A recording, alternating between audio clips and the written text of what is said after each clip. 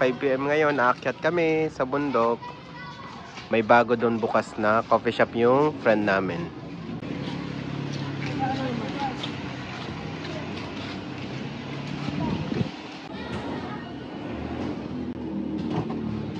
Ate, let's go. Identify yourself as a? Let's go. Adi, pwede pa ko na.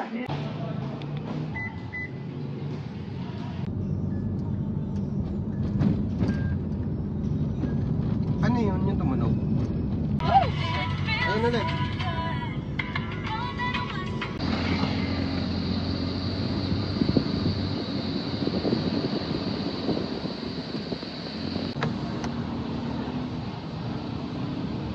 Daddy, kasi stop tayo kasi bukas yung nasa ano. Pwede pa rin. Kasi ito. Isa pa kayo, hindi naman makita na. Isa pa. Ito yung cityscape. Yan. Sa bungad lang siya. Dahil pala dito. Ano yung parking natin dito? Ayan, over the top pala ang tawag doon. Ang maraming tao. Ang daming nakapark. Kaya dahil mag-park dito. Maraming tao.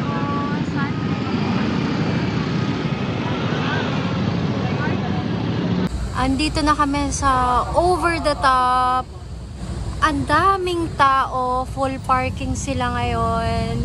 Punuan. Medyo nasaktuhan lang. At meron kaming nakuhang spot. So, sige, pasok tayo. Ayan. Ito yung bungad niya. So, there are the rules. Ayan, ang ganda ng view. City view, guys. Sobrang ganda. Hindi lang namin naabutan yung sunset, but still, maganda. Ganda siya. Medyo may mga harang-harang na mga sasakyan. Mas maganda sana, wala. But, maybe they can improve later on. Bago pa lang naman ito. Zeke! Say hi! Say hi! Iki! Asan ang batang laboy? Ate!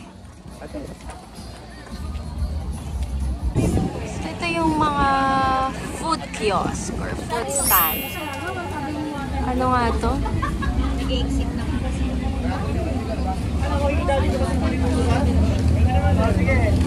Tapsi. Ito, anong tinitinda nila dito? Akimaki. Pizza, burger, may mga combos, and then confusion. What they sell is ihaw. Ihaw in the house.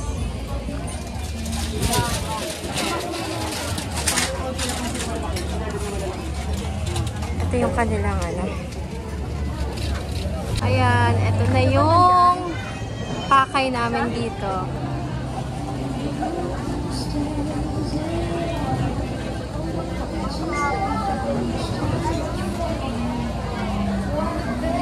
The caffeinated 8. Pero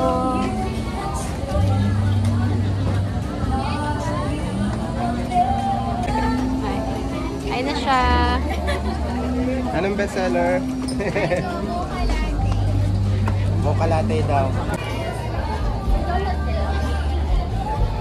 Ayan, parang dito yung mga seats nila. Ayan, so kung mag-order ka, hahanap ka siguro ng seat mo dito. Oh, they're pet friendly. You can actually bring your pets. Ayan, tapos may van. Pero right now, I think wala pa, baka mamaya may tutugtog na dyan.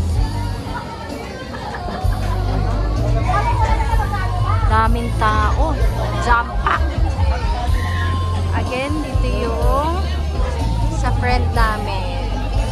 Try nyo yung coffee nila. The caffeinated 8.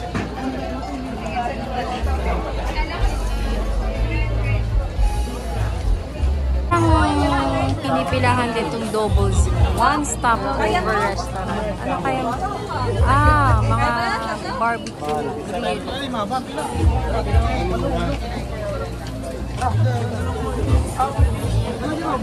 Ilang game? Ano daw? Dalawa. Wow. Anong bread ito?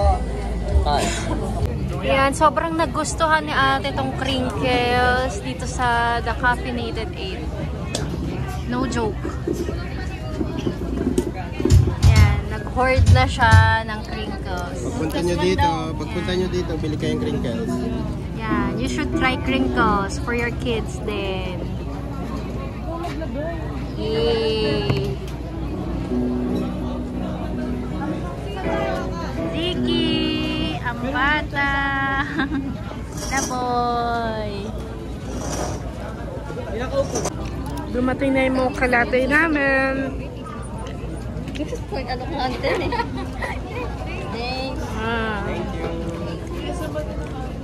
Order din kami ng Spanish latte kay Tata.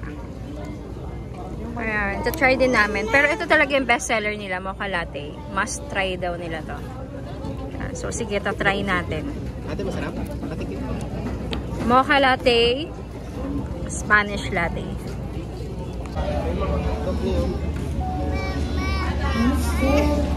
So you rate? Anong flavor niyan?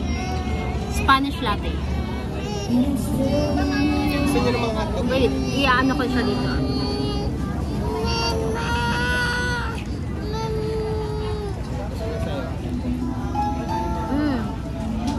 Ito talaga, mocha latte nga talaga.